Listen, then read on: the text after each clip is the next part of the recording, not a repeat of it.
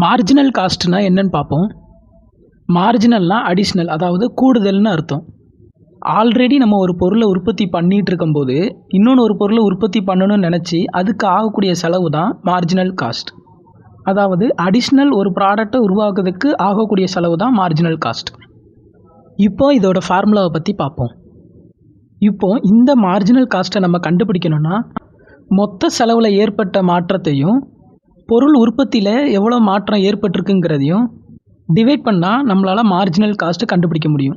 அதாவது அடிஷ்னலாக உற்பத்தி பண்ணப்பட்ட பொருளோட செலவை நம்மளால் கண்டுபிடிக்க முடியும்.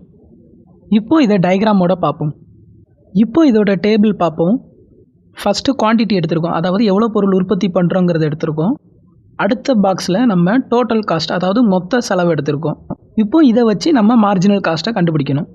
0 பொருள், அதாவது நம்ம ஒன்றுமே உற்பத்தி பண்ணலைன்னா நம்மளுக்கு மார்ஜினல் காஸ்ட்டே கிடையாது. ஆனால் டோட்டல் காஸ்ட் இருக்கும். ஏன்னா டோட்டல் காஸ்ட் வந்து டோட்டல் ஃபிக்ஸ்டு காஸ்ட்லேருந்து வரக்கூடியது. அதனால் அதை பற்றி தெரியலன்னா அதுக்கு நான் தனியாக வீடியோ போட்டிருக்கேன், அதை நீங்கள் பாருங்கள். இப்போ நம்ம மார்ஜினல் காஸ்ட்டை எப்படி கண்டுபிடிச்சிருக்கோங்கிறத பார்ப்போம். மொதல் பொருள் நம்ம உற்பத்தி பண்ணும்போது அதோட மொத்த செலவு 170 ரூபா ஆகுது. இப்போ இந்த டோட்டல் காஸ்ட்டில் எவ்வளோ சேஞ்சஸ் நடந்திருக்குன்னு பார்த்தா அதுதான் மார்ஜினல் காஸ்ட். நம்மளோட மொதல் டோட்டல் காஸ்ட் எவ்வளவு? 100. இப்போ ஒரு பொருள் உற்பத்தி பண்ணியிருக்கும் போது 170 ரூபா ஆகுது. அப்போது அந்த 70 ரூபா தான் மார்ஜினல் காஸ்ட். இப்போது நம்ம அடுத்து இன்னொன்று ஒரு பொருளை உற்பத்தி பண்ணுறோம். அப்படி உற்பத்தி பண்ணும்போது ஆகக்கூடிய செலவு 220 ரூபா. இப்போ இதோட மார்ஜினல் காஸ்ட் என்னதான் இருக்கும்?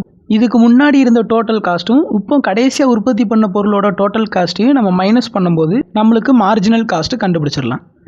இந்த மார்ஜினல் காஸ்ட்டு நம்ம ஒவ்வொரு பொருளை உற்பத்தி பண்ண கூட்ட கூட்ட அதோட செலவு குறைஞ்சிக்கிட்டே வரும்.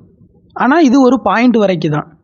இதுவே நம்ம அதுக்கப்புறம் 5ஆவதாக ஒரு பொருள் உற்பத்தி பண்ணும்போது நம்மளோட டோட்டல் காஸ்ட்டு 380 ரூபாயா ஆயிடுது.